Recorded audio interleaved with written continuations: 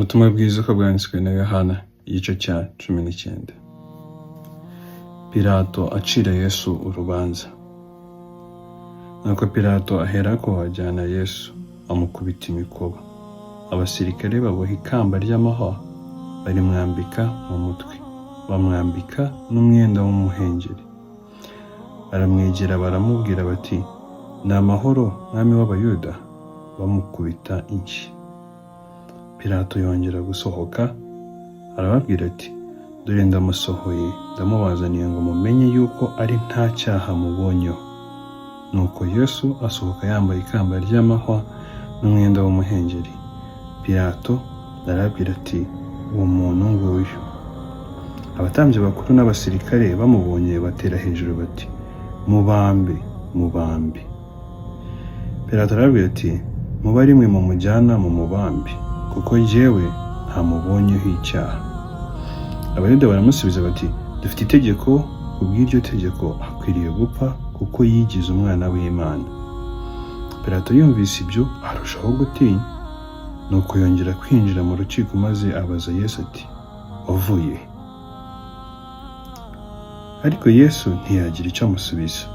Pilato aramubaza ati, "Uranyihorera? Ntuzi yuko mfite ububasha bwo kukurekura, kandi ko mfite ububasha bwo kukubamba?" Yesu aramusubiza ati, "Ntiwagira ububasha bwo kugira icyo untwara utabuhawe buvuye mu ijuru. Nicyo gituma ukungabije akurusha icyaha." Uhereye ubwo Pilato ashaka uburyo bwo kumurekura, ariko Abayuda batera hejuru bati, "Nurekura uyu uraba utari inshuti ya Kayisari, kuko umuntu wese wigize umwami aba agomeye Kayisari." Nuko Pilato yumvise ibyo asohora Yesu, yicara ku ntebe y'imanza ahantu hitwa Amabuye Ashashwe, mu ruhaburayo hitwa Gabata. Ubwo hari ku munsi wo kwitegura ibya Pasika, hari nk'isaha 6. Nuko abwira Abayuda ati, "Nguyu umwami wanyu." Nabo batera hejuru bati, "Mukureho, mukureho umubambe." Pilato arababaza ati, "Mbese mbamba umwami wanyu?"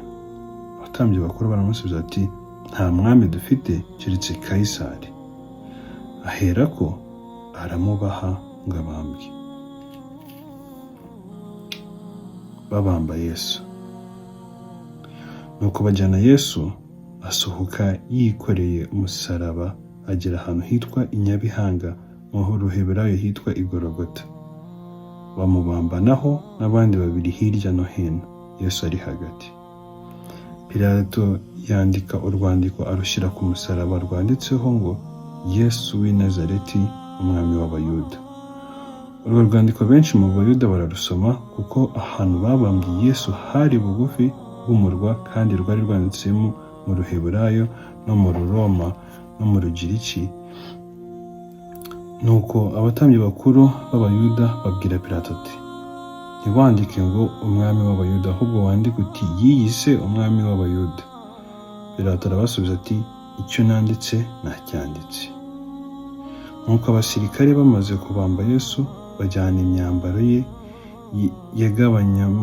ye bayigabanyamo 4, umusirikare wese umugabane we, ariko hasigara ikanzu ye. Iyo kanzu ntiyari ifite umubariro, ahubwo yari iboshywe yose uhereye hejuru ukageza hasi. Nuko baravugana bati, "Twe kuyitanyagura, ahubwo tuyifindire turebe uri bube nyirayo uwo ari we." Bavuze ibyo ngo ibyanditswe ibyo bisohore, ngo, "Bagabanya imyenda yanjye kandi bafindira umwambaro wanjye." Nuko abasirikare babigenza batyo. Nyina wa Yesu na nyina wabo na Mariya muka Kilopa na Mariya Magadalena bari bahagaze ku musaraba wa Yesu. Nuko Yesu abonye nyina n'umwigishwa yakundaga ahagaze bugufi, abwira nyina ati, "Mubyeyi, nguyu umwana wawe." Maze abwira uwo mwigisha ati, "Nguyu nyoko." Uhereye uwo mwanya umwigisha amujyana iwe. Urupfu rwa Yesu.